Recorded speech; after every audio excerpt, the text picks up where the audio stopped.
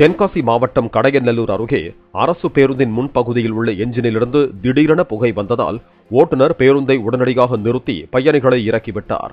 ரேடியேட்டரில் தண்ணீர் இல்லாதது தெரிய வந்த நிலையில் தண்ணீர் ஊற்றிய பிறகும் பேருந்து ஸ்டார்ட் ஆகாததால் பயணிகள் மாற்று பேருந்துகளில் ஏறி சென்றனர்.